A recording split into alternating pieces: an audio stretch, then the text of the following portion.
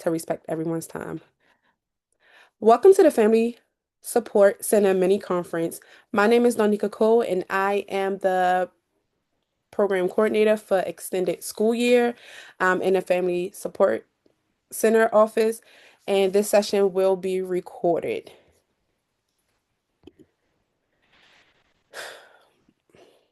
If you need a Spanish interpreter, please click the globe on the bottom right of the corner of your screen, and it will take you to the interpreter.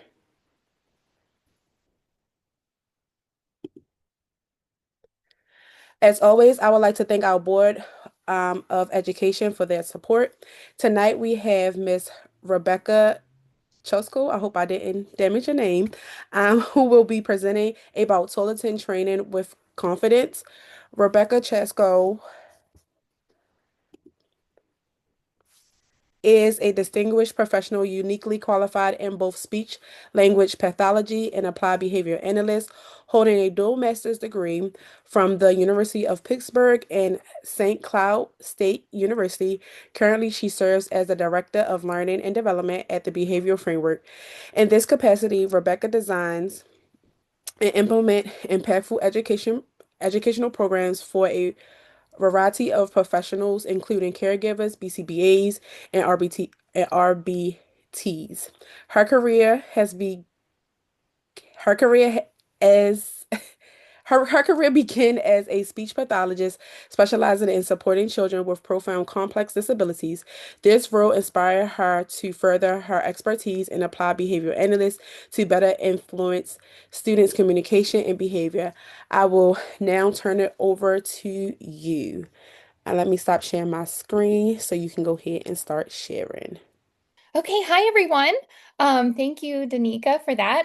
Again, my name is Rebecca Chesko, and I'm so excited to spend this time with you this evening to talk about an important and kind of nerve-wracking topic, toilet training. Toilet training can feel like one of the toughest milestones, but you are not alone in this process. So today we're going to explore why it's challenging, what really works, and how you can create a plan that fits your child's unique needs. And by the end, you'll hopefully have some clear strategies, realistic expectations, and the confidence to get started just one small step at a time. So before I introduce myself formally, I just want to thank PG County Public School Special Education Family Support Center for having me tonight. I really do appreciate the opportunity to connect with all of you, and I'm so glad that you've all made the time to be here today. And I'm really excited to share some ideas and practical strategies that can help make this journey maybe a little bit easier. So my name is Rebecca Chesko. I'm what's called a BCBA, a board certified behavior analyst, and I'm also a speech language pathologist or a speech therapist. I'm the Director of Learning and Development at Behavioral Framework. And Behavioral Framework is an in-home ABA therapy provider that serves children and their families in Maryland, DC, Virginia, and now North Carolina. So again, this topic I'm really excited to talk with you about because it's hard. And as a parent myself, I know from experience that toilet training is hard and it is not easy. And I also know all of the information and the resources that are out there. So again, I'm excited to have this platform to talk about an important topic that doesn't have to be so stressful and complicated. So before we fully dive in, I wanted you to take a moment and reflect on where you are in this process because there's a reason that you're here. Every family's experience with toilet training looks completely different, and that's okay. These questions will help you see where you kind of fit in the situation that you're in. So, is toilet training a priority for you right now? Sometimes we have a lot going on, and it's important to recognize that. It's okay if it's not a priority, but you're here for a reason, so maybe you want to make it a priority. Is your child still wearing diapers or pull-ups, and you know that maybe they shouldn't be? That gives us a general sense of where we're starting, whether if we're just introducing the concept or we've tried and we haven't had much success. Then the next question is, have you tried without success or have you not started yet? Both are completely normal starting points, and that is okay. What matters the most is the approach that we're going to approach it with a fresh plan and very clear guidance. And finally, if you're a clinician or a teacher or any kind of professional, today we'll review both some behavioral science components and the practical side of toilet training. And these are things you can apply in your sessions or your classroom or any of the places that you work. So, whatever your role is, a parent, caregiver, or clinician, today's session is designed to give you practical tools and confidence to move forward. So, it's important to kind of spell some things out. Toilet training is obviously very important. And becoming toilet trained is a huge milestone for anyone. It builds personal independence and dignity. It opens the door for community access, not just in the school, but different outings and in the daycare and all sorts of things, summer camps. For families, it can greatly reduce the stress and improve your daily lives. Unfortunately, toilet training can be harder for children on the autism spectrum or children that just have more unique needs. Many children experience differences in communication, sensory processing, and other kind of body awareness, which can make toilet training more complex and a little harder. These differences can delay your readiness, and the traditional toilet training methods are often less effective. So it's just important to remember that toilet training later doesn't reflect a lack of effort on your part or the child's or their ability to be toilet trained. It just means that maybe the approach needs to be a little more individualized. It's also important to take time to understand the skills that are involved in toilet training. Toilet training is more than just sitting on the toilet. It involves all sorts of things that a lot of times we don't think about, recognizing body signals, communicating needs, motor planning, meaning moving your body in a certain way, and following routines. Breaking these skills down helps the process feel more achievable, not only for the child, but also for the parents. And toilet training involves so many skills, so breaking these really big skills down into small steps is really important for long-term success. So I'll say this a lot tonight, but success happens when we start small and we build gradually. We want to teach them where they are and keep it a positive environment. And finally, everyone is different. Too bad there's not a one size fits all method because that would make it a lot easier, but it's not how it works. And our plans and how we decide to work on these things should reflect the child's current skills, what they like, what they're not so good at, or maybe what they're really good at, and their general comfort level.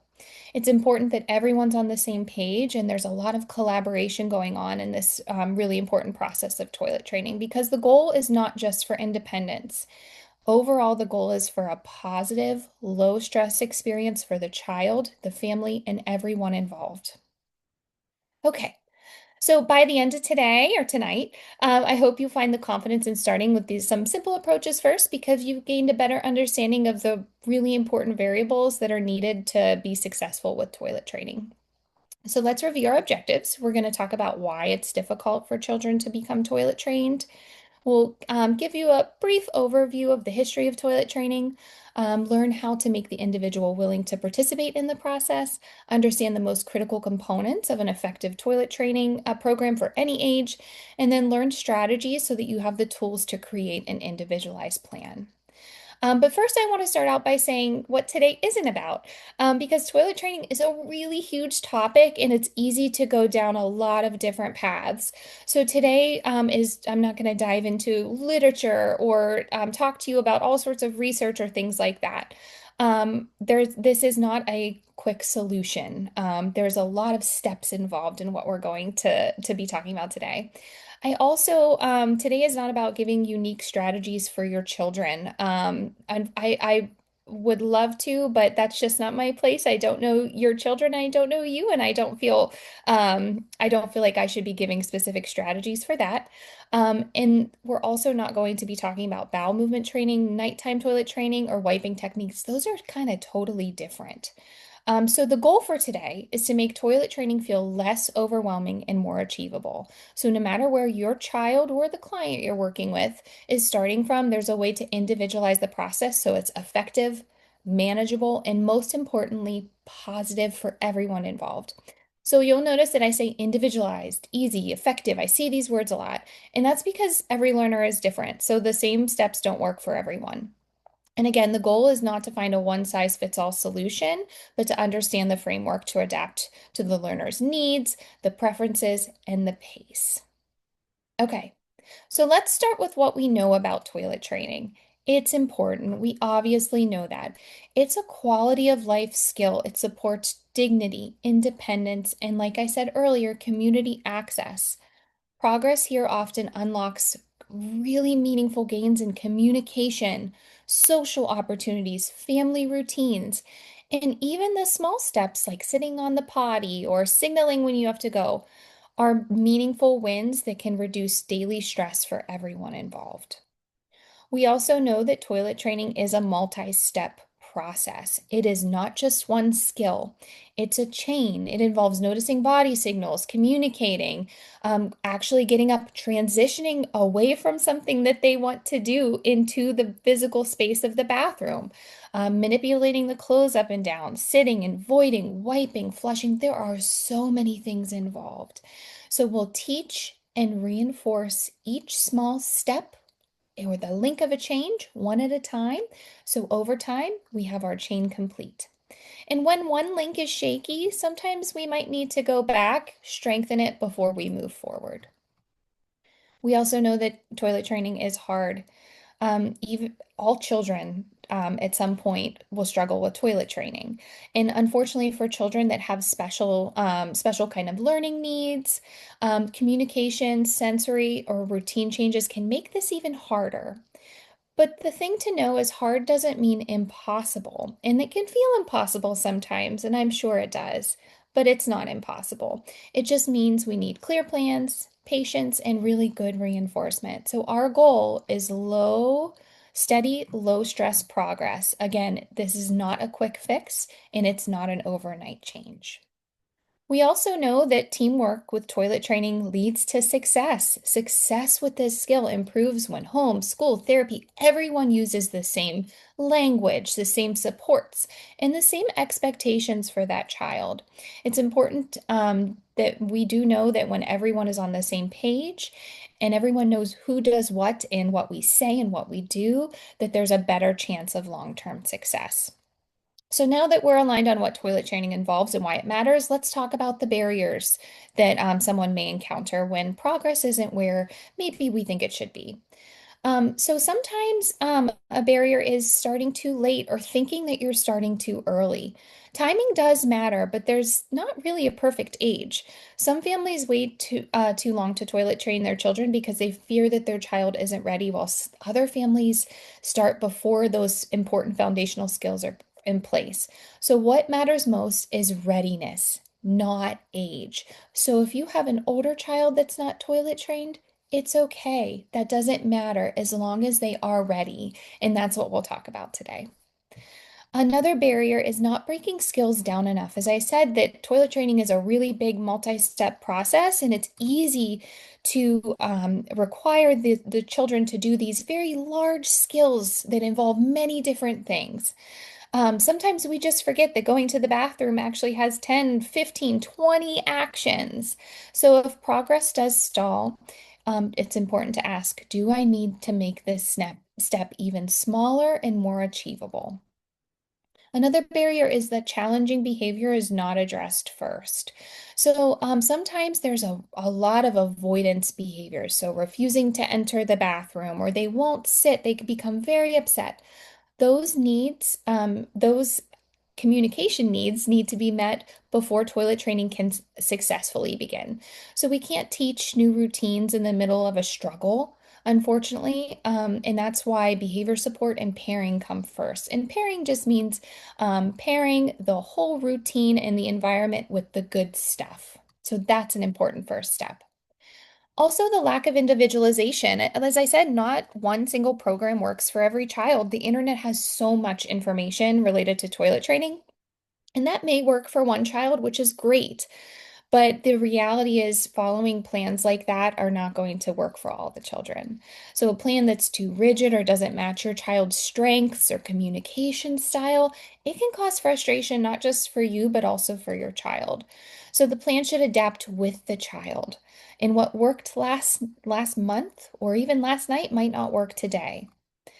Also, changing the plan too often. Sometimes you feel really discouraged. You try something and you say, oh, it's not working. If you're not seeing quick success, or if it's really hard. But unfortunately, switching methods too soon can kind of reset the learning. So, consistency is what helps the child feel safe and know what to expect. Also, targeting the wrong skills too soon. So sometimes we try to teach too many things at once. Like we're going to sit and void, and that's what we're going to do. And that may be too much at once, which can cause a lot of frustration. And then lack of consistency. Everyone on the team has to use the same language, same reinforcement, same expectations. And when inconsistencies pop up, sometimes that will slow progress. So these are the things we want to avoid. I know I said I wasn't going to do a deep dive into research, but there's a few important things I want to highlight. So there's a lot of info on this slide, but I'm going to summarize it into a few key points. First, toilet training is very well studied. It is one of the most researched self-help skills. So we know a lot about toilet training and how to help families. Older methods of toilet training were very intense and sometimes punitive, meaning they used a lot of punishment and things like that. That's no longer what's used. We're moving towards a kinder, more positive, and overall more practical approach. No longer are we requiring children to sit on the toilet for 15 minutes every 30 minutes and all these crazy programs. That's just not realistic for any family. So we're moving towards something more practical, and the research has shown that that's effective. The research has also shown that progress takes time, especially children that have special needs, either on the autism spectrum or other types of special unique needs. And on average, children that do have autism spectrum disorder are toilet trained later. So urine training can take months and bowel training can take even longer. And we know this because of the research that's been done. Plans can feel really complex, but the ideas are really simple. Clear routines, brief scheduled sits, and consistent positive reinforcement for success. That's what the research shows. And again, newer approaches focus on making the whole process very rewarding, reinforcement rich, and engaging plans. So the bottom line for all of this, the research shows to have some patience, use small steps, and keep it positive. Those are the ingredients that have been proven to work. So, what is success? If you think about it, this is actually kind of a challenging thing to just define because success looks different for everyone, and that's okay. Success does not necessarily mean total independence right away. For some, success could be there's one drop of pee in the toilet, and that's great. That could be success for that child because you've worked so hard to get that. Success is built one step at the time, so success looks different for everyone. And according to research, success is recognized, according to research, as having no more than 4 accidents a week by the age of 3. And I'm not saying that to discourage you at all. It's just important information for you to know that we can get there. It just might take a little time and some creativity to get there. What matters more than age is steady progress and helping your child feel confident and comfortable with that process. Willingness to participate is huge. It's a huge part of achieving success. A child who's relaxed, engaged, and willing to sit on the toilet is already making huge strides. We don't want toilet training to feel forced. It should feel safe, predictable, and supported. We want them to be willing to go because it's something that they're going to have to do forever. And success also means knowing what works for your child. So maybe you're having a really hard time toilet training your child and you feel as though you're not experiencing success. But you, as a parent, find some things that work. Well, guess what? That's success. Maybe a different kind of success, but that's success too. Being able to recognize what's helping and what's not. That's also a part of success. Okay. So every child's journey looks different, and that's exactly how it should be. Some children may take weeks or months to reach milestones, and some children may surprise you overnight. What matters the most is progress and not comparison. Success is measured in those small steps that add up over time. So, break it down into achievable steps. Big goals, like fully toilet training, can feel overwhelming and feel frustrating to you. Break it down. Plans change, and that is normal. So, maybe you start doing one thing, and by the end, you're doing something totally different. That's okay. Flexibility helps you adapt instead of feeling kind of stuck when something isn't going real well. And don't get stuck on the standard definitions of success. I read that one to you about no more than 4 accidents. That's a standard definition of success. It's important to be aware of, but don't get stuck on it because we need to celebrate every little bit of progress. The how and the when doesn't really matter as much as the steady forward movement towards our overall goal. So with all of this, you may be thinking, okay, but where do I start? What do I do? What do I do first? So we're going to break this down into a few clear, manageable steps. First, we're going to understand the skills involved, consider the child's age, understand the strengths and the gaps, develop and implement the plan, and then give it time and adapt. So we'll talk through each of these points and to start kind of understanding all the skills that are involved. So I like to highlight these skills because we don't think about the immense variety, again, of skills involved in the bathroom. Behavior is a part of toilet training, which may kind of seem odd when you first read that or think about it. But there's a lot of skills related to behavior that are involved in toilet training. So it's common to have challenging behavior associated with the bathroom. So we have to know that and we have to be really mindful of it. So we'll talk through that. Language is also a huge part of toilet training. We say a lot of things when we take our children to the bathroom, and it's important that the child understands those instructions and can eventually communicate their need for the bathroom.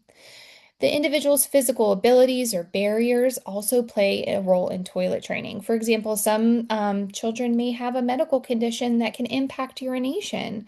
Other times, maybe it's just a general body awareness or of different internal feelings and what they mean. And then finally, an individual's motor abilities can also play a role. So we want to meet them where they are and knowing what they can and maybe what they need support with to help build an appropriate plan. So not having these skills doesn't mean we can't start, but knowing what the individual can do and what they need support in doing is going to help you come up with the best plan around. So we're going to talk through behavior first because behavior is something I recommend you look at first when you're thinking about toilet training.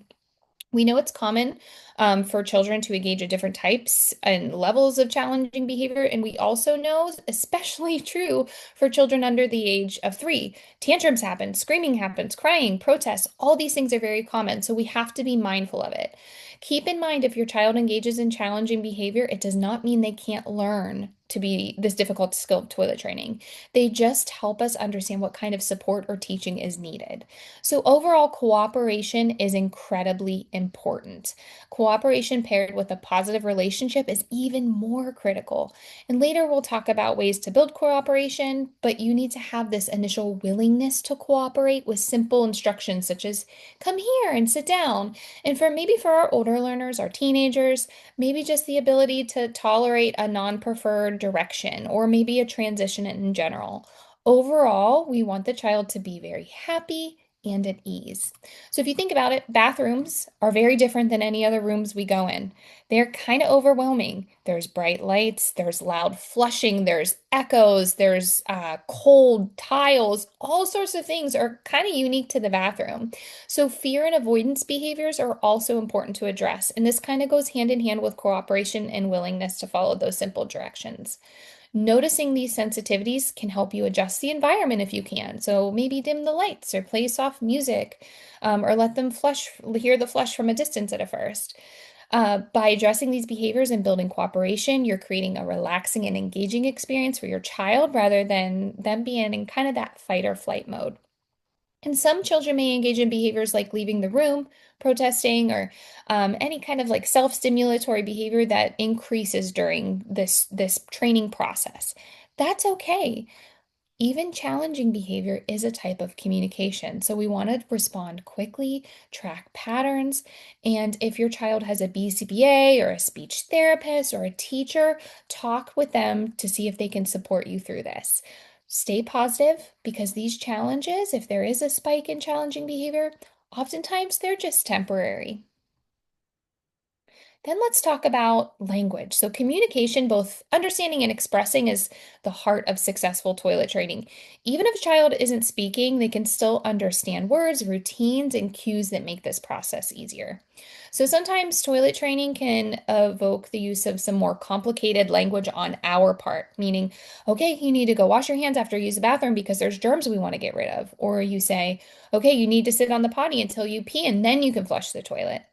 Both of these examples are long and pretty complicated, but it's common to hear we have a tendency of wanting to say a lot of really long things during toilet training. And if you think about it, there is a lot of language involved. There's directions you need to give, and all sorts of different things that they need to understand to be successful. So what you should think about here is not what you want the individual to do, but how their language skills impact the development of your plan. So saying potty or I need to go can be a really big goal, and maybe for some children that's a little bit of a ways off. That's okay. At first, we can teach easier forms like maybe pointing or a picture or leading someone to a bathroom. And this is where a speech therapist comes in. Really, they're really important in this process. Talk with them and they can help you find the easiest way that they can tell you they need to use the bathroom. Also, think about the number of things we may say to someone while they're in the bathroom. Time to go potty, let's use the bathroom, run, run, run, pants down, pants up, sit, hands down, all sorts of things. The list goes on and on.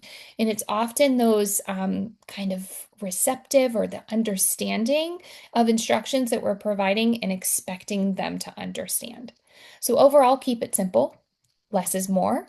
Too many words can be confusing, and you can always add more words later as they become successful.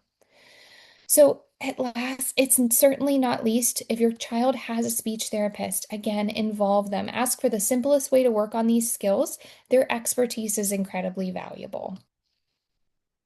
So for physical, I'm not going to speak too much of this, but I want to highlight this as a consideration. And my recommendation is if you're unsure or if there is an underlying medical condition with your child related to toilet training, make sure you seek consultation from the child's medical provider first. For example, some medical conditions can impact a child's ability to increase their water intake. Sometimes medical conditions can result in unintended accidents. When in doubt, consult with your medical provider, especially if you're a little nervous about it. Then gross motor planning. So we get stuck on making expectations too high in the beginning, a lot of times by saying, okay, pull your pants down, wipe, all these kind of things. These are important skills, and we are going to want to focus on them eventually, but not initially. It may be a little too hard. If the child can do that independently, great, you can include those right away. But when we first start, we may leave those out and just assist them until the overall kind of process and routine is learned. So many of these skills involved in toilet training can be enhanced and supported by occupational therapists and physical therapists. So if your child does receive these services, make sure to consult the professionals. They're going to be the experts. Hi, my child, we really want to work on them sitting on the potty, but they have a little bit of a hard time sitting up. That could be a really great question or an issue to bring to your physical therapist's attention, and they can help work through some solutions for that.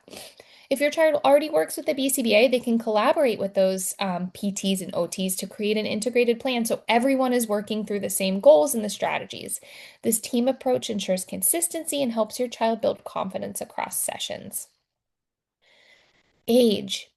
An individual's age is going to have a really big impact of what we say to them and how we structure this program. Even simple things like saying potty versus bathroom versus toilet, that's going to be impacted by their age. Also, for parents, knowing what you want to call private parts. It may sound silly, but that's something we need to have a discussion about, and you need to be prepared of what you call them because you're going to call it something different, chances are, for a 2 or 3 year old than a 16-year-old. So for younger children, you can introduce very short, no pressure sits as part of daily routine. So, for example, you're in the bathroom and they sit on the potty just for 10 seconds before they get in the bath. Very short, no pressure. They don't want to sit for 10 seconds. No big deal. You can still expose them to this. So whether your child is 3, 7, or 16, toilet training is still possible. It just may take more time. Toilet training does require devotion and patience. So if you've just received a diagnosis and everything feels really urgent or even confusing or overwhelming, it's okay to prioritize your own adjustment to those changes and let the child's clinical team take the lead. That's completely okay. It'll give you time to catch up. Consider having the child's ABA or school team start those initial steps if they're able to, while you focus just on the consistency and learning the routine alongside your child. That's a really important point I want you to understand and really think about is it's new for you too, and that's okay. It's great to accept that. The goal is steady and realistic process and not doing everything at once, and this includes for you too. So don't take on too much too early. Focus on you as a parent and let your team start the work with your child if that's possible. That is always okay. So you may be thinking, my child can't do some of these things. All those things you said they can't do. How can I possibly start toilet training? And this is common and a completely valid thought. But again, the good news is that the toilet training doesn't have to start with the actual toilet. We can begin by building smaller and easier skills first. And this is what we call a prerequisite skill. So think of prerequisite skills as building blocks that make toilet training a little more successful and accessible. So these are just small teachable steps that come before the big goal. When we focus on these smaller parts, the process becomes much less overwhelming for everyone. So here's an example. We know our big goal is to use the bathroom independently, but let's say the child doesn't enter the bathroom without becoming very upset. So in this example, a prerequisite skill to work on before with the child would be to feel comfortable simply being in the bathroom. Working on having them enter the bathroom calmly and realizing, hey, it's not too bad, it's okay, before starting toilet training, that's an example of a really important prerequisite skills. These skills make the whole process seem doable and less overwhelming. Each little step that's mastered helps your child and you gain confidence. So instead of pushing too fast, we're setting the foundation to make the future success more likely. And maybe your child can't do something yet that they need to do. Don't worry. Again, not yet simply means that we'll teach that step as a part of the process. Every child learns at their own pace, and progress happens through tiny wins. So if you do need to target prerequisite skills, first, take a breath. It's okay. If your child isn't quite ready to start full toilet training, it's important to start even smaller by focusing on those foundational skills that make toilet training a lot easier later on. So here's some common skills that make bathroom routines go a little bit more smoothly. So following simple instructions. This is a really important prerequisite skill. You can work on come here, sit down, even silly things like raise your hand, touch your nose. That sounds a little bit odd because it's not relating to toilet training, but again, just getting them to follow simple instructions and contacting the things that they like when they do. Then follow instructions to go to non-preferred places or activities. This is sometimes really challenging. So, walking to the bathroom, even if it's not their favorite place yet, that's an example of a prerequisite skill that you can work on before starting. Sitting for short periods of time. So maybe the goal is 2 minutes, and that is, you do not think that's going to happen anytime soon. Start with 5 seconds, 10 seconds, 30 seconds, wherever your child is. And then finally, building tolerance for sitting on the toilet. So maybe they can sit, and maybe they're kind of tolerating the bathroom, but they can't sit on the toilet. It's a no pressure type of thing. It's the focus should be on getting the child comfortable to be near or on the toilet for even very short moments. So while you're working on these skills, again, focus on making the bathroom feel safe, calm, and rewarding. The goal isn't performance right now, it's just comfort and cooperation. So, one thing I want to point out is your child doesn't need to talk to learn to use the bathroom. I've actually gotten that question a lot from parents over the years is my child doesn't talk. How can I possibly toilet train them? They can't tell me when they need to go. And this is actually a myth about toilet training. A lot of people think, well, I can't do anything until they tell me they need to go. Communication can look different in a lot of ways. And the reality is, none of those ways have to be involve the use of their actual voice. They can communicate with us in different ways, meaning we don't have to wait. So if your child doesn't talk, do not worry. The key components of toilet training are going to be the same. So even if your child isn't using spoken words, the process doesn't change. We'll still focus on building those routines, giving reinforcement when there are successes, and creating a consistent environment. We just adjust how your child communicates as the time goes on. And there's lots of ways your child can tell you that they need to use the bathroom. Again, pointing, if they have a communication device, that's great. Using signs or gestures, again, this is where a speech therapist comes in really handy. And again, collaboration makes a difference. So don't get discouraged if I say things like they tell you they need to go to the bathroom and you think, my child can't tell me. it's okay. There's other ways that we can work on that skill. And when you see the schedule that'll be put in place, you'll see we're going to work on communication as we're doing the routine. Okay, so now hopefully you're a little more familiar with all the skills associated with toilet training. You may find that the general guidelines for toilet training that you see kind of online or given by your doctor are not comprehensive enough, and they're not going to meet the needs of children with complex needs. Prerequisite checklists or just other toilet training checklists are oftentimes a good starting place to see if you need to address any specific skills before you even start, or can help you come up with a really good plan the first time around. So, for example, again, if the child can't pull their pants up and down, that's not a reason not to start toilet training. You just don't want that to be part of the initial routine. That's something you would assist them with. And you would build that later. So after this training, I do have a prerequisite checklist that we've developed, and you're welcome to try this checklist. There's a lot of them out there, but hopefully it can just kind of get you thinking about the whole process before you actually start it. So let's talk about tolerance and what it really means. Tolerance simply means your child's ability to handle something that feels uncomfortable, new, or just not preferred without having a really big reaction. So that might mean waiting a few seconds, or hearing not yet, or doing something briefly that's not their favorite thing to do and they get really upset. This would be an example of not having the best tolerance for those things. So in toilet training, unfortunately, tolerance does show up everywhere. So, you might need to tolerate you have to go sit on the toilet when you'd rather be playing with your toys. You have to tolerate walking into the bathroom even though it's noisy and bright and cold. You have to tolerate wearing different clothing like underwear instead of pull-ups or diapers. And you have to tolerate staying calm when our routine changes. So, every time your child stays calm with one of these moments, even if it's a second, they've shown that they're able to tolerate it even a little bit.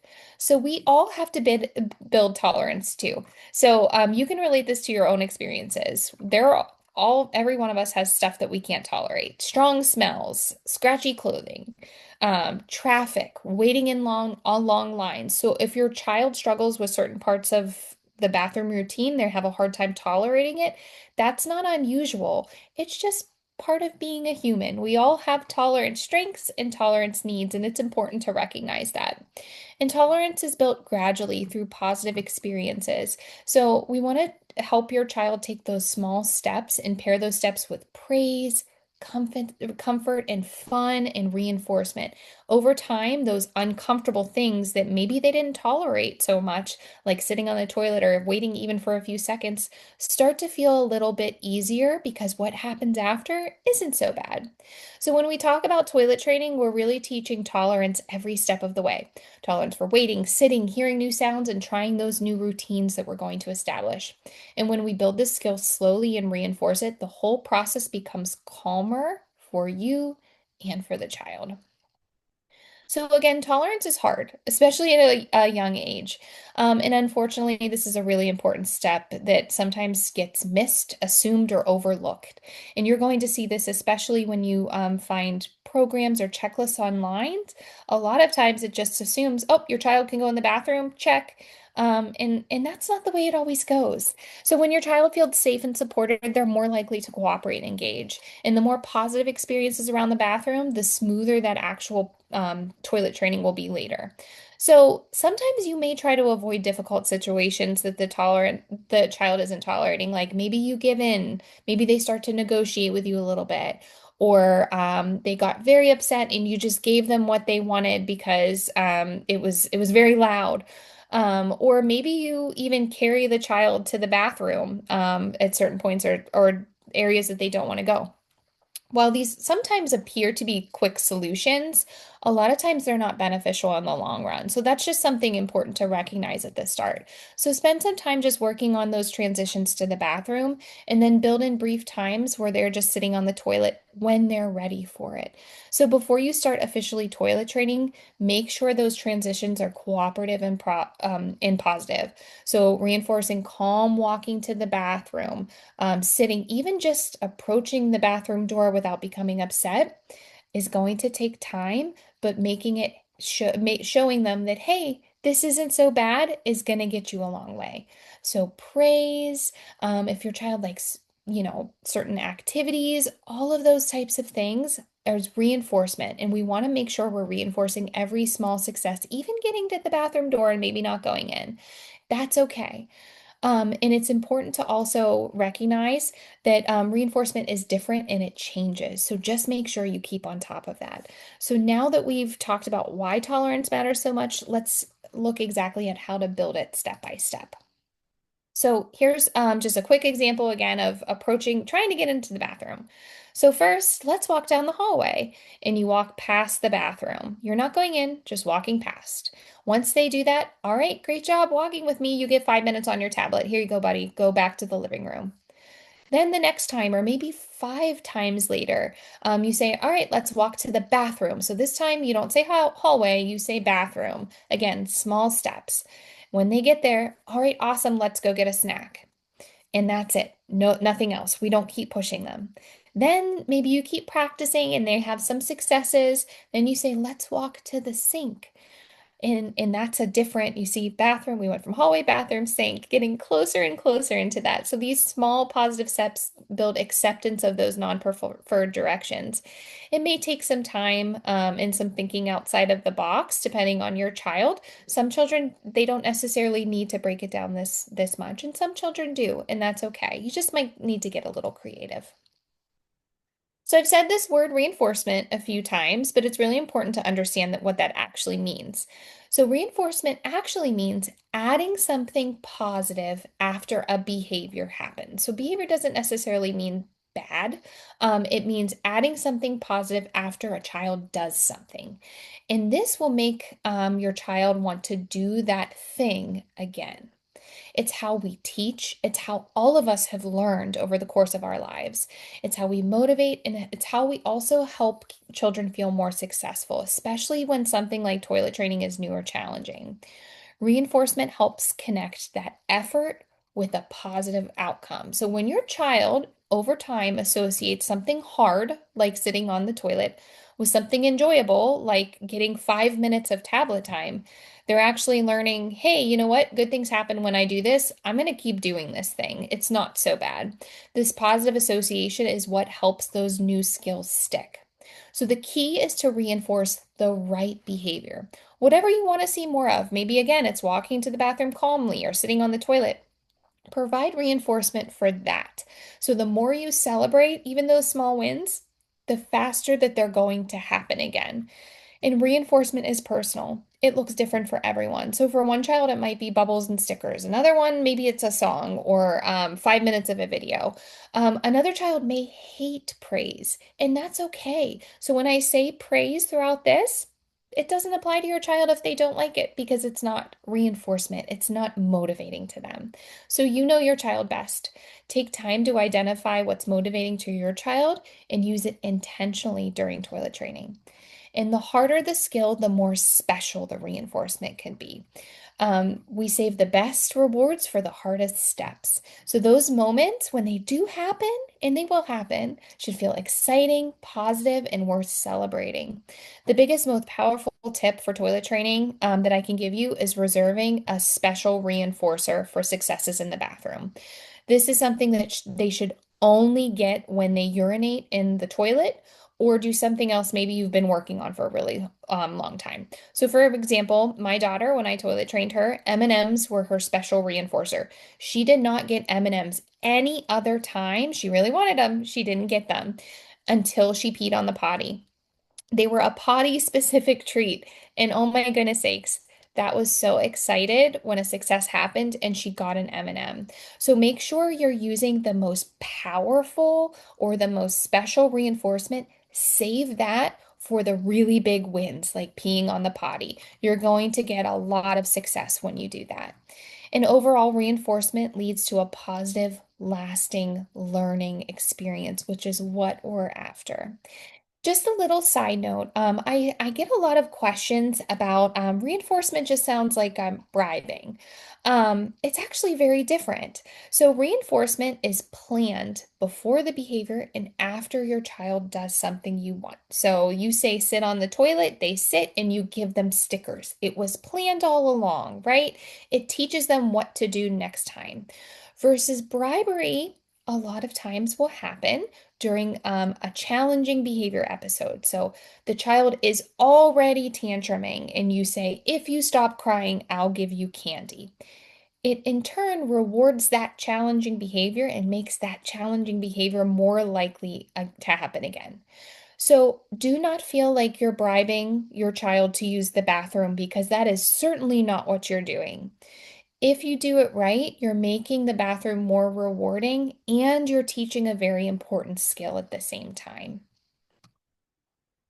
So, embedding reinforcement into the environment is how we gain cooperation with the toilet training process. So, every new skill depends on reinforcement. It's how you've learned everything about throughout your life. You've learned it through reinforcement. So, when a child learns any new skill, even saying hi, something positive needs to follow that behavior. It's what motivates them to keep trying. And for adults, it's the same. So, maybe you start a new workout routine. You're more likely to keep going if you start to see progress or you feel really good afterwards. And that's why workout routines are kind of hard because sometimes to stick to because sometimes it takes a lot longer to see progress and that's why you don't continue doing it all the time. It takes a little more time. But that's all examples of reinforcement. And again, you know your child best. So you already have a good sense of what your child likes and maybe even more importantly, what they don't. So use that knowledge. It's the biggest advantage that you have when you're setting up this program. And take time again to identify those true favorites. That's what we want. The favorite things that they're willing to do something they may not necessarily want to do in order to get. Those are your reinforcement tools. And the real reinforcers are the key to toilet training success. And this is where it can be kind of tricky, right? You say, "Oh, well, he likes M&Ms." Maybe liking something isn't actually a reinforcer. Again, they have to be really motivated to get it. And that's an important distinction to make. So when you're starting this process, make a list of what they like. Maybe put it in order from most loved to least loved. This is going to help you choose kind of the right level of reinforcement for different steps. And again, those very special reinforcers, consider that to be the kind of toilet training potty time reinforcer. And that's reserved only for that. So let's put it all together. We've talked a lot about steps and considerations. So what does this look like? So first, target prerequisite skills. And if you aren't sure how to do that or what to even look for, use a checklist. Then identify your toileting reinforcers and save them. If your child is receiving ABA therapy or ABA services in the school, you can ask for preference assessments to be done. And all this is, it's exactly what it sounds like, is what do they prefer more than something else? You can use this information to embed it into your toilet training program. And here's a big one. Put your child in underwear. So this was actually identified in a recent study that came out in 2016 that was the first to vary from these very intensive, comprehensive protocols. So you may be thinking, why would I put my child in underwear if they are not toilet trained? That sounds like an absolute mess. And you may be right. But research has found that wearing underwear increases the awareness of accidents. So the children, when they have underwear, they can feel when they're wet or when they're soiled. So this feedback helps them to begin to discriminate being wet and being dry, which is a really, really important part of independent toileting. Diapers and pull-ups are made to be comfortable and they're made to absorb. And unfortunately, that's not the best bet when we're trying to teach to use the bathroom. So also choose a schedule that feels right for you and your child. It's important to keep your well-being in mind. So don't commit to something that you is just not manageable or is too stressful, like bathroom trips every 10 minutes. Take time to identify how long between trips, and how long they should sit on the toilet. The most common schedule that you're going to see is 30 minutes between trips with 3 minutes of sitting. You can adjust this as you wish and how it feels comfortable to you and what your child needs. But if you're not sure how long to make between trips, just think of how often your child has accidents. So some children maybe only has accidents twice a day. So maybe you make your trips between the bathroom a little bit longer, like maybe every hour. Then some children have a lot of accidents, and we would want to make those trips a little bit more frequent because we would want to catch them before they actually have the accident. So in that case, the more frequent trips are best. Find opportunities to reinforce your child for being dry by just doing what's called a dry check. This is just seeing if they're wet. And if they are dry, that is awesome. Give them lots of praise. If they don't like praise, give them a few minutes of watching their favorite video or something that they like. Make sure you're providing reinforcement for that. And again, don't just give the direction, time to potty. Make sure you prompt and model the request before the transition. So when you start, you could say, bathroom, keep it very simple, and you're supporting them in also saying bathroom, however they say it. Maybe it's pointing, maybe it's hitting a button on their communication device, tapping a picture, whatever it is, you can model. Essentially saying, I need to use the bathroom in whatever way that they need to say it. So there again, we're teaching that entire chain is you say, I have to go to the bathroom, and you begin the process of going to the bathroom. So set them up for success from the beginning. Start to pair this request for the bathroom with the transition. So bathroom as we move. Over time, they'll start to associate that feeling of needing to go to the bathroom with the request and then actually requesting to use the bathroom over time. So you don't need to go back and teach anything new. Again, this is different from us saying time to go potty or time to use the bathroom. So, what should you look for? Start by defining what success looks like. You can't reinforce progress if you do not know what you're looking for. So, what's an appropriate urination? That may look different for one child and another.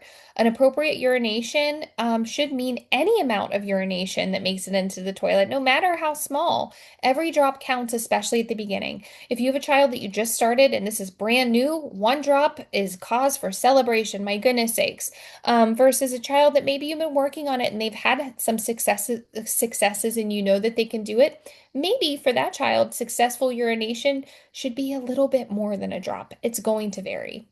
Make sure you differentiate between what is dry and what is an accident. And this seems kind of obvious, but actually can be challenging in practice. So dry means no urination at all in the underwear. An accident means any urination in the underwear, even a small amount.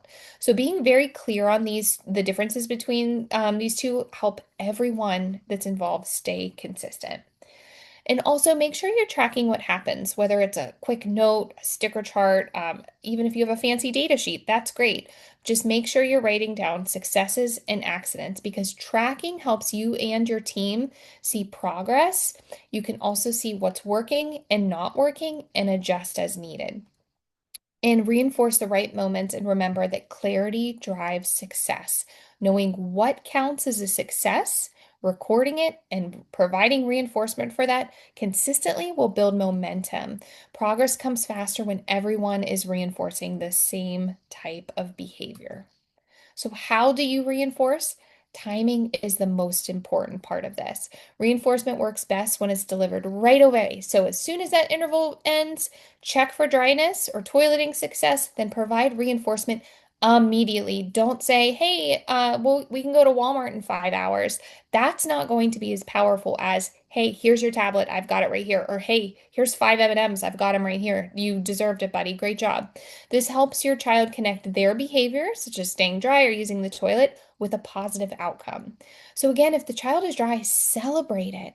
Give that praise. Short period of access to those fun activities and those special treats. Keep it quick and positive, and this is going to help keep that motivation high, and they're going to want to go back to the bathroom over time. And if they again, urinate appropriately in the toilet, that is when you go big. That's the special reinforcer that they get. This is a really big deal and make sure everyone knows. And again, if your child isn't a fan of praise, a lot of children aren't. That's okay. You don't need to force it. Just give them their special reinforcer in a way that is accepting to them. And if an accident happens, and they certainly will, Just stay calm and neutral. Accidents are a part of the learning process.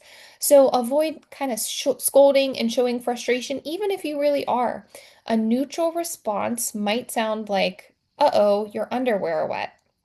Depending on the plan, you may have them sit back on the toilet briefly or wait until the next interval is up, waiting their next timer. The choice is yours, no matter what you decide to do, whether either having them sit on the toilet or waiting. Consistency and calmness is key. And remember, your tone matters. So children learn really quickly what good is by the way that you say them. Sometimes your words have no meaning, but your tone really does. So save your excitement for those successes. So hopefully, even through your tone, that you can show them how happy and excited that you are, and make sure you know what you're reinforcing. So again, before you're starting, make sure you agree on what counts as a success. So reinforcement is consistent. So here's some examples of reinforcement in action. So during dry checks, if they're dry, you say your underwear is dry. Good job. Here's a piece of candy, and you get to play with your toy while we get ready to sit on the potty. So positive, but there's still no special rewards. That's for the urinating. Then, if they're wet at the dry check, again, very neutral. You're wet, and you gently assist them in sitting on the toilet. No reprimands, just calm assistance. Then, when they're sitting on the toilet, if they're successful, that is the party time. That is the big praise, the big reward. Wow, you peed in the potty. Here's your special treat. And you get to watch your tablet, and you get to have ice cream for dessert. You do whatever you want. Make a really big deal of that successful urination. If they're sitting on the toilet and they're unsuccessful, you can still provide praise. Good job sitting, but you didn't pee on the potty. Let's try again soon. And if there's sitting difficulties, don't force it, just keep it positive. That means we need to go back to those smaller steps, those prerequisite skills. We probably need to work on something else. So remember, know what you're looking for so you can provide reinforcement and save that most special reinforcement for those successful urinations. So let's go through this again now that we've added a little bit. So we've talked about the top row here, but here's a quick recap. We've got the prerequisite skills we're going to teach. We're going to develop a schedule with the 30 minutes between visits, 3 minutes sitting, the most common, but maybe needs to be tweaked for your child. We're going to identify reinforcers and identify a special toilet training reinforcement. Forcer, we're going to put them in underwear. We're going to do a dry check and reinforce them if they're dry. And we're going to model or prompt the request for the bathroom to help the future. So now let's go into detail about the bottom row. So when the timer goes off, when you have that 30-minute timer that's going, go right away. So as soon as it's time, transition to your child to the bathroom immediately.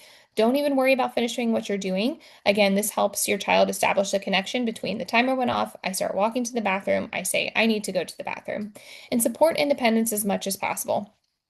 If they can pull down their pants, let them. That's great. If they can't, support them in the least intrusive way that you can. Also, everyone, including boys, should be sitting for this process. It's just easier at first. It doesn't mean they're going to do that forever. It's just easier to understand and establish. So sitting is a great time to sing a song, read a book, or talk softly, just keeping it relaxed and enjoyable. And again, praise at every success. Don't be shy of doing that.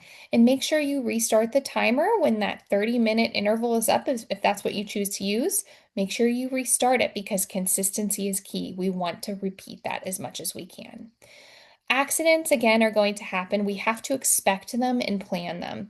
And accidents are a part of the learning. It's not a setback. We just have to be mentally prepared that that could happen. So, underwear makes wetness easier to notice and a little uncomfortable. And this feedback will help children learn the difference between wet and dry and motivates them to use the toilet in the future. Unfortunately, the laundry pile may get a tad bit bigger during toilet training. It's okay, just be prepared.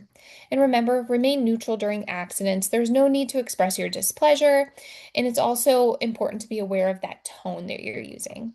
So, when an accident happens, it's important to label what happened just using essentially age-appropriate language. So, you're wet, pee pee goes in the potty. Or for an older child, you had an accident. Remember, you need to go in the toilet. Make sure you're just saying it in a clear, neutral tone. Waiting until the 30-minute interval if they've urinated in their underwear can be a helpful part of the process, even if it sounds kind of gross to you. You just want to be mindful of this. If you immediately change them when they have an accident, they're not making that connection between their underwear being soiled and what actually happened. So they're kind of already used to being wet if they're just out of diapers or pull-ups. So remember, this is your opportunity for a logical and natural consequence. So don't be so quick to change them if you can. You don't have to wait the whole 30 minutes. If they have an accident, maybe you wait 2 minutes and make sure that they're experiencing that sensation of what it feels like to be wet so they understand, oh, I shouldn't have done this. It's supposed to go in the toilet. It's going to help make that connection a little bit better. So have them wait as long as you can. So, let's be realistic. Life is not going to stop for toilet training, and I sure hope it doesn't. If you're thinking, I want to, do toilet training 12 hours a day, please don't, because you don't have to. You can still have success without giving all of your time.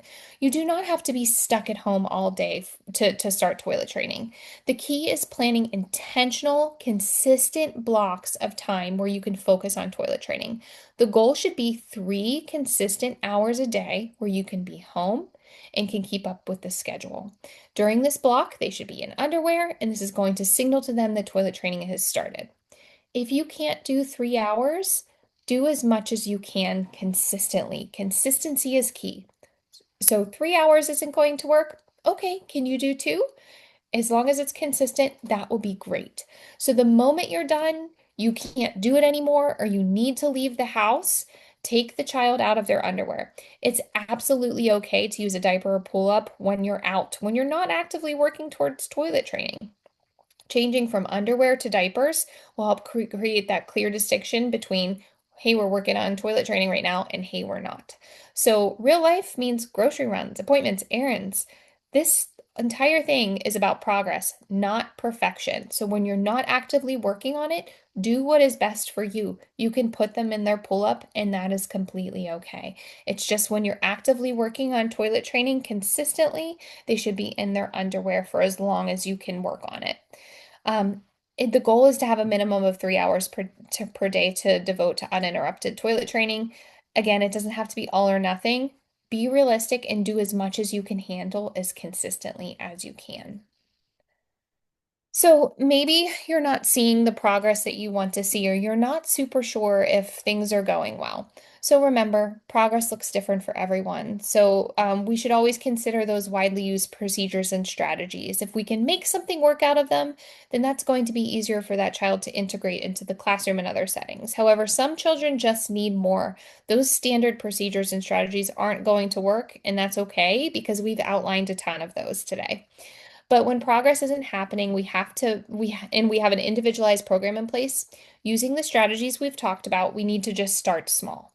We need to make small adjustments and simple adjustments. We're not going to make big changes. So ask yourself, is the schedule consistent enough? Am I being consistent enough? I said I could do it for 4 hours a day, and I just don't think that's realistic for me. I'm not consistent. Ask yourself these questions. Are they still reinforcers for that child? Do they still want those things? Maybe they don't care about M&Ms anymore. Is there enough time devoted each day? Is the child noticing wetness? Am I forgetting to put them in their underwear and they're in a pull-up? And have they been able to drink throughout the day, which would make them need to urinate more? These are all important questions to ask when things maybe not going the best or as well as you would think. So if you've asked yourself those questions and kind of taken a look at each of those steps and still not showing up, don't give up. Sometimes children just need more focused support. And so this might mean stepping up to a more intensive toilet training program where we're closer monitoring, higher frequency of sits, all those kind of things. And I'll show you what that looks like. And just keep communication open. Stay in contact with your healthcare provider or your BCBA and how things are going and any barriers that you're noticing. It's a team effort. You're not alone. So, this is version of toilet training. Intensive toilet training is much more structured and time dense. So before we're talking about 3-ish hours a day consistently, this is different. This is a full day commitment for several days in a row. This is designed for children who need more frequent practice opportunities to make faster progress. So with this, structure is everything. Intervals are 15 minutes on and 15 minutes off, meaning the child sits on the toilet for a few minutes, then has a short break before trying again. It's a lot. And this may be manageable for you, but for most people, it's not going to be. In intensive toilet training, underwear is non-negotiable, but reinforcement is still key, but it must be even more intentional in this process. And for intensive toilet training, the adult's role is a lot bigger here. You're going to be very involved several hours a day for many uninterrupted days. And managing accidents looks very similar. And when we're going to the bathroom more often and working on this and emphasizing it so much, there's probably going to be more accidents. So it's just important to understand that there is a more intensive version of toilet training that is out there than what we've talked about today with our 3 hour consistent practice. But this intensive toilet training program may not be for everyone, and chances are it's not. But I just wanted to make sure everyone knew that this is something you could talk to your medical provider about, or if your child has a BCBA, they can certainly guide you. So how do you know if it's working? You don't need fancy data. You just have to track something. A quick tally of P's and accidents. That would be fine. On a post-it note would work. Just keep it easy to do. Just have a post-it pad in every bathroom you use, or you could do something on your phone and you giving a X for an accident if they and a check for if they successfully urinated.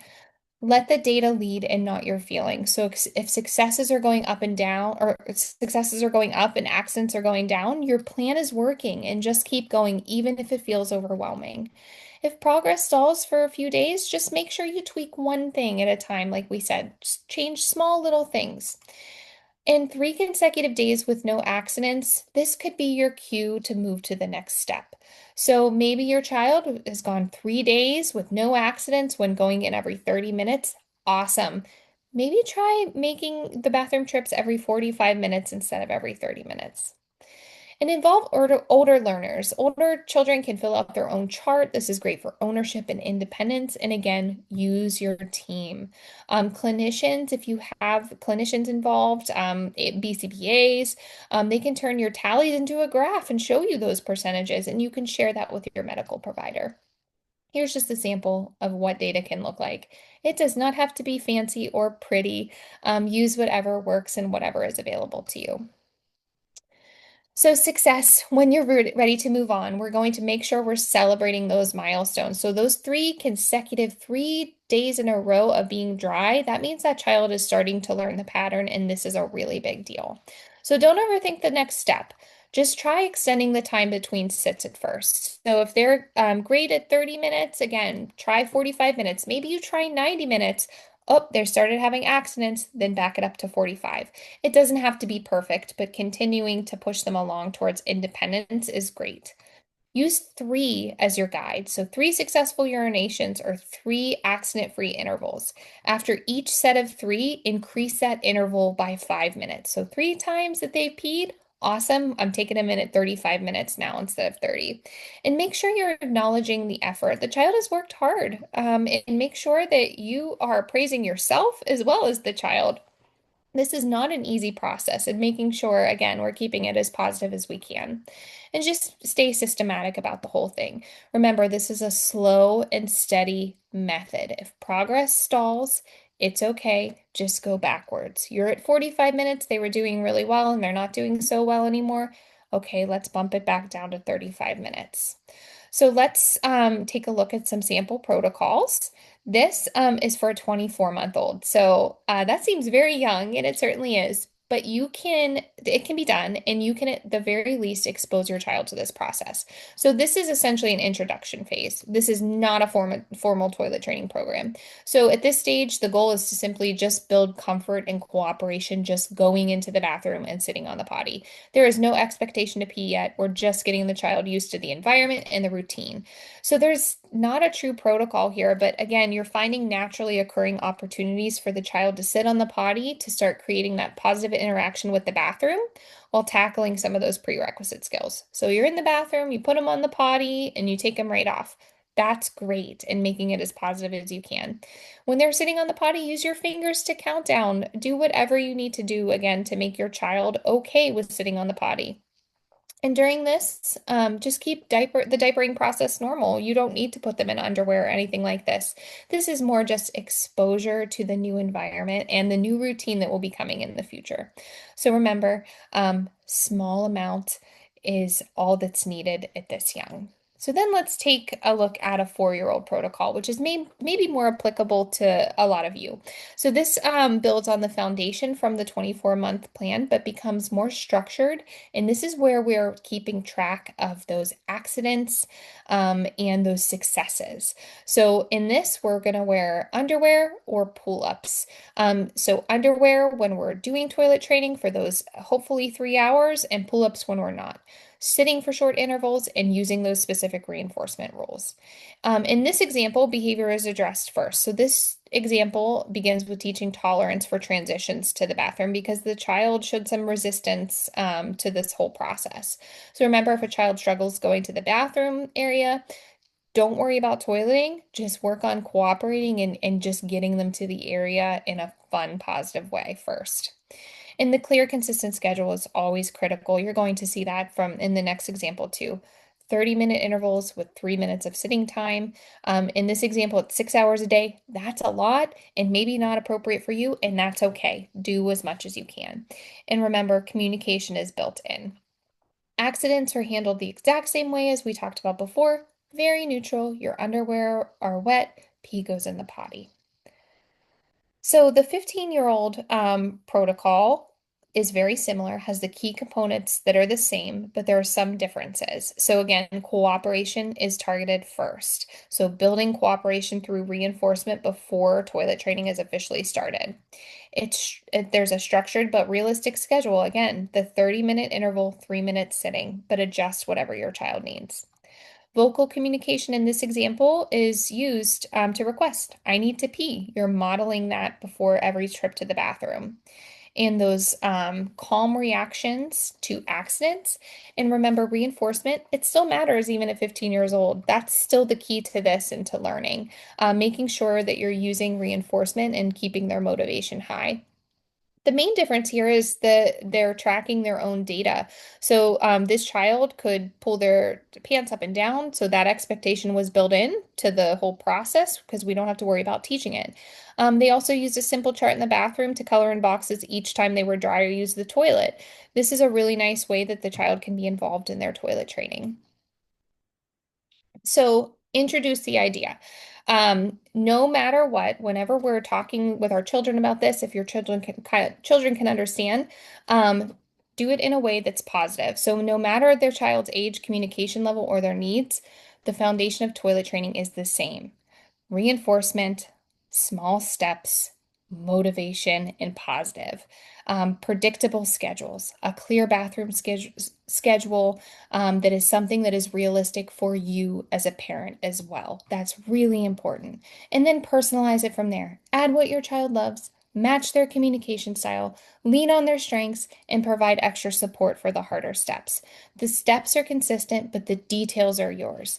So follow what motivates your child and build on what they do well and break through the tough parts into tiny wins. So what can you do right now? You may be feeling really overwhelmed still, whether your child is 2 or 22. So here are some super simple things that allows you to be comfortable with the toilet training process before you even start. First, this might seem odd, but change diapers or pull-ups frequently. So those frequent changes teach your child the difference between feeling wet and feeling dry. So this is just an important awareness first step towards where they need to go. So this you can also pair this with calm, simple language. So again, we're saying you're dry or oh no, you're wet. So changing it frequently helps them develop an awareness, the distinction between being wet and being dry. So scheduled short, low pressure sits. So find at least 3 times a day before you even start that naturally fit into your routine, like maybe right before their bath or shower, after meals, for your child just to sit on the toilet. They don't need to go. The goal is just to get them used to the bathroom comfortably. This builds comfort and predictability. You can make it fun. Here, do you want to watch your tablet on the toilet? It may sound silly, but this can really pair the toilet with some really nice positive things.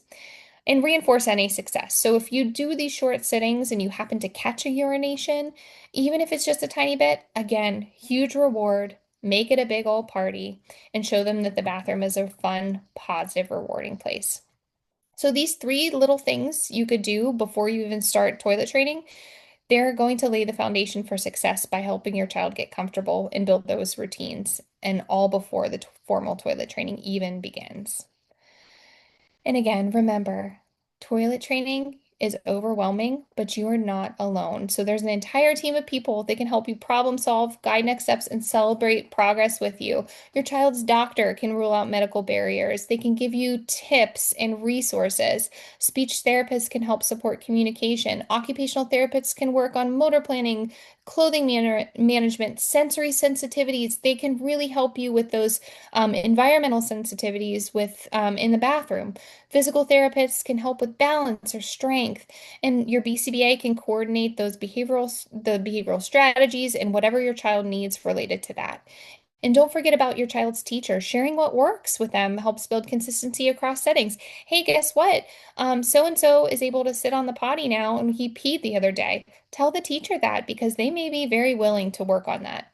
The bottom line is that asking for help is not a strength. Or it certainly is a strength. It is not a weakness, my goodness sakes. When everyone works together, your child learns faster, feels more confident, and the process becomes easier for everyone, especially for you. So, key takeaways from all of this. This was so much information, but get help if it drags on. If you've been working on this for a few months and you do not see any change, consult a professional. And especially if you have a BCBA, they can help you troubleshoot some barriers. It's never too late, and often it's never too early. So when you build comfort, you can develop a plan that matches your child. Progress over time comes from a simple schedule, consistency, and time, not from shortcuts, small steps. And make sure you're mindful of the advice that you get. Every child is different, and while there may be some really great things that you can take from what people give you, it's important to stick to those core principles that you've learned: reinforcement, consistency, and schedule. Pick a plan and stick with it. Sometimes it takes some time for plans to work and you to see some positive change. So just make sure you're not giving up or changing things too much. So remember, we've just focused on appropriate urination in the toilet today. There's a lot more that goes into it, and individualization is needed. And just make sure you're starting simple, the least complicated approach in collecting data, and then adjust based on what that data shows. And the data should drive your decisions. That should kind of tell you, hey, I need to make some changes because they're not doing so well. And the biggest takeaway that isn't listed here is you've got it. Hopefully, you feel as though you're equipped to at least kind of start. You know where to try, even if it's very small. Keep positive. Mastery may take time, but small gains are certainly possible. We have some resources that are available to you. There is a handout that essentially is a very short version of what we talked about today. And there's also that prerequisite checklist that's available to you. There's also several of these other ones online, but you're welcome to use this one. Um, thank you so much for having me here. I enjoyed talking with you about this. If there are any questions, you are welcome to. I can give an email to the wonderful staff, and they can pass it along. But I'm always happy to talk through everything. And that's all that I have. Donica, is there anything you need to share? This is our fall mini conference. And we have one that's upcoming in November as well. You can scan the QR code if you would like to register for it, or you can register by phone at 301-431-5675. And that is our office. If you call, we can register you right there over the phone as well. We have our focus group as well. Today is the 21st, so we have one on the 29th for middle schoolers, October the 22nd, and October the 30th for high schoolers, and then for November the 3rd, regional and early childhood centers, we have a focus group as well. Again, you can call us that so we can schedule it, or we can register you, sorry, and then or you can scan the QR code. And it's from 6:30 to 8 p.m. We also have our behavioral support group as well. The upcoming next date for that is Thursday, November the 20th. You can register here by scanning the QR code. And again, you can call us so we can register you as well. And to access our social media and to get on our listserv where you get a blast of all of our events that's going on, you can follow our YouTube page, and also you can follow us on X, which is known as Twitter, and then also our listserv for our email as well. And if you need to contact us at any time, again, I am Donia Cole. I am the program coordinator for ESY, and our phone number again is 301-431-5675. And our last slide is just an exit ticket, so you guys can go ahead and scan it.